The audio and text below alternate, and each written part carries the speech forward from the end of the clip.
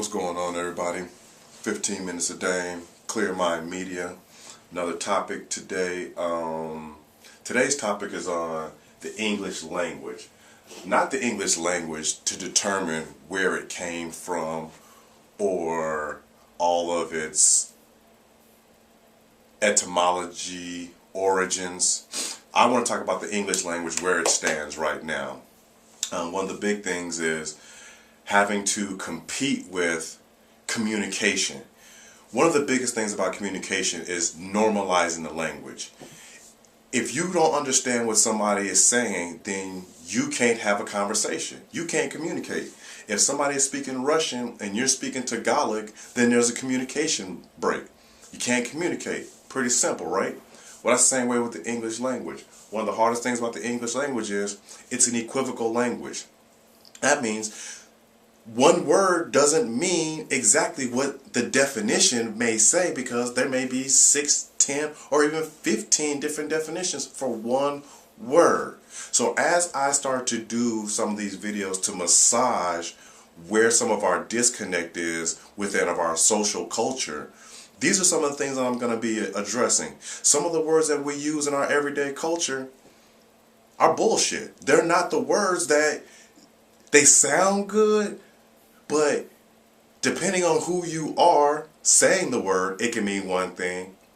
And then it's a whole different thing of who you are listening to the word, where it can mean something completely different. So while we're running around here saying little cool shit like, oh, the understood doesn't need to be explained, it should. And the second piece of that is people running around here talking about, oh, you know what I'm talking about. No, you should know what you're talking about. I shouldn't have to struggle to try to figure it out, what it is that you're trying to express. And don't just get off the subject by saying, oh, well, I don't know how to articulate myself. Well, guess what? Not being able to do that from your standpoint causes problems. We as a society, we speak the English language every single day. How do you not get good at something you do every single day? How are you an adult and you still can't express yourself? I'm not saying express yourself to a point where people are going to like everything that you say, because we live in a culture right now where if you haven't offended somebody yet today, keep going through the day. It's coming. Or you're not trying hard enough, because everybody is sensitive about something. Me personally, I'm not sensitive about the word nigger. To me, the reason why I'm doing these videos is because I want to show you that the word is just a word. So if I say truth to you, if I say faith to you, if I say belief to you, if I say any of these words that have multiple definitions, do you get mad? No. So why get mad about a word that somebody drew up out of their creativity to piss you off? No. So where we're going to go with this is we're going to try to bring some clarity on how people use the English language. Now, one of the first words that I want to talk about is the word real. Keep it real has got to be one of the dumbest statements that I've ever heard, because reality is not reality. I know that's going to sound crazy, but because I can say that I have my computer, which is a real, tangible object, sitting on a desk, that's real. Yes, we can say that, but, and I know that some of the people out there watching this video, they're even going to argue me that that's not real. You people pump your brakes. I'm going to do another video to address that momentarily. But for the people that think that this is all reality, this computer is real, this desk is real, this video that you're watching is real, that is your perception of reality. Now, here's where the problem comes in at, and I've already taken the liberty of using dictionary.com. Now, because we can go into depth and detail about where the English language has been bastardized, just like everything about this country has been bastardized over time. But what I'm trying to do is I'm trying to reverse engineer where we are right now to where we need to be. So all of the people that are very accomplished scholars, you can have the first century, you can have all the very first civilizations, you can have all of that, but if we can't get from where we were to where we are, then all of that information is not helping. What we have to do is figure out how to be better right now, moving forward, and then there will be a time and a place to try to roll back the sands of time. But trying to get back to the first century and early civilizations to where there was cohesion, it's causing a serious problem. So that is one of the reasons why I want to talk about real first. We have many different concepts on the word reality. We have our African scholars who talk about the original language, the original knowledge was real. But then we also have our critical thinkers, which I probably would fit into the category where I would say that this desk is real and what we're seeing is not. So what we're trying to do, what I'm trying to do is I'm trying to normalize the language. I'm trying to get, if we can't agree to what real is, then our whole conversation is shot. If I say that, if I'm talking about building an office space and I call a desk a job lot, you're not going to know what I'm talking about. But if I say a desk and we agree in our heads what real is, when I say I'm going to need a desk for my office, then we both know what a desk looks like conceptually.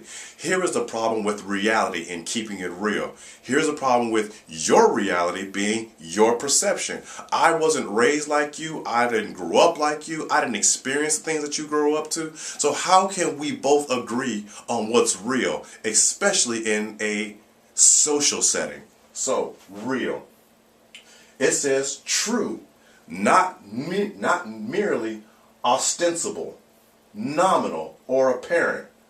The real reason for that. So now, true, that true bothers me in that first definition of real. Okay? Now, second, existing or occurring as fact. Here we are again with that word fact again. Actual rather than imaginary. Actual. Here we go again. Ideal or fictitious. Being an actual thing. Number 4, being actually such, not merely so-called. Number 5, genuine, not counterfeit. Again, very good words. Very good, strong words in real. Only problem is, these definitions are not real. So let's look up true. So remember, true was used twice in this definition. So true is a very important word in defining real. Now, here's what true is.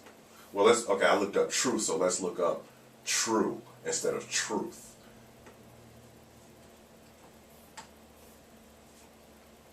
Now, true, being in accordance with the actual state of conditions, forming to reality or fact. Now, the problem with that is when you can formulate a truth to conformity and the conditions, they are now considered fact. This is where we get religion from. Conformity has allowed all religions to become true. True. Real. Here we go again. See how this English language is bouncing the words back, so you kind of get into this quandary of linguistic loops. Real, genuine, authentic. Sincere, not deceitful. Again, very good words. But how do you know when someone is being sincere? How do you know what is real and what is genuine? So these are the reasons why so many words have got us into a society where it is very difficult to communicate and it is very difficult to express ideas and share ideas and move along on thought because we're so busy with words.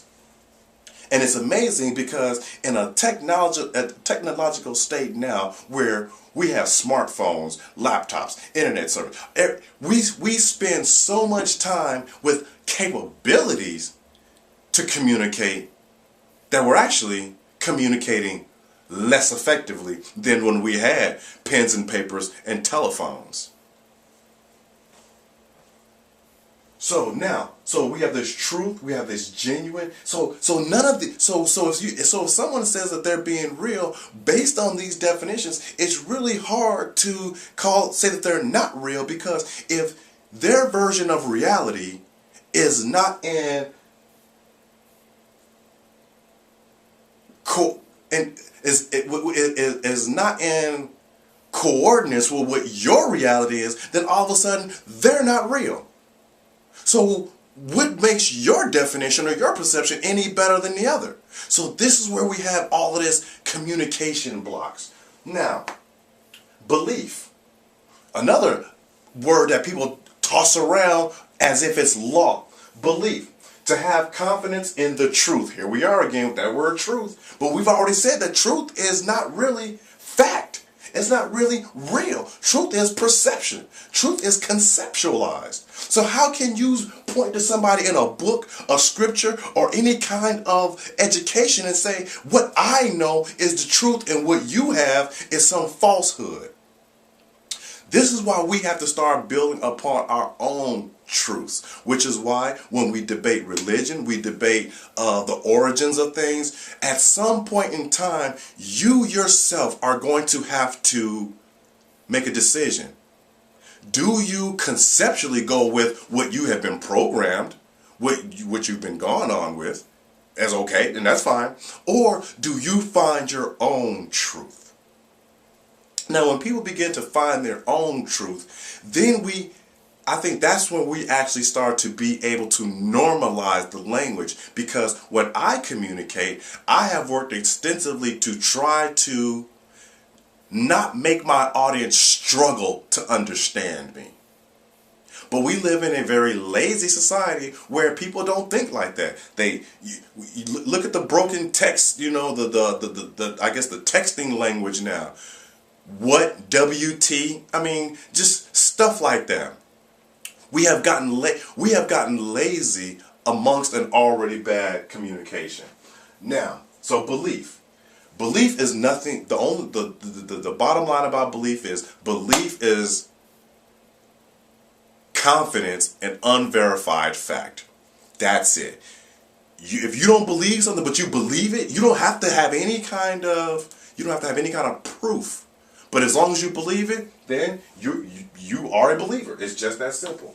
Now, that conviction of belief is not, no matter how much you believe it, no matter how staunchly you appreciate it, it is not truth. It's not. Faith, confidence or trust. Here we go with that word again. Confidence or trust in a person or a thing. Look, your confidence and trust is yours. Do not try to make people believe your trust, your confidence is law. One of the reasons why we have such a difficult time with this is because everybody wants any one of these words. Every last one of these words are what we call subjective. Depending on who you are saying it and who you are hearing it, they're going to mean totally different things. So how do we get past the distraction of normalizing language? It's really quite simple. You ask the person that you're talking to. Yeah, I know. Totally improbable. Absolutely improbable. Because people are so sensitive about what it is that they're saying that we as a culture, we don't punked out to truth and reality. So we don't challenge those truths or realities. We just let them go along. Oh, I'm just not going to say nothing. Well, the last time I checked, the only way to promote a problem is to act like it doesn't exist.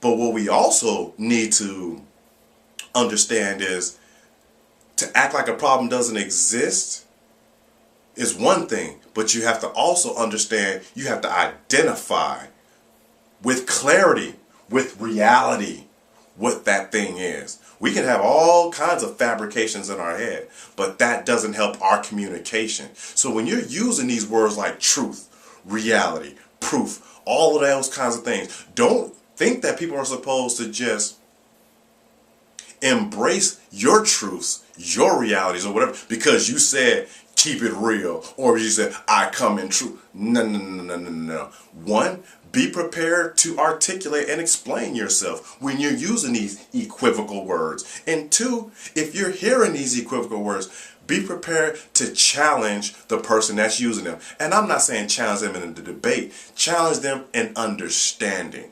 Because when you understand, you don't have to understand. Get it? 15 minutes a day.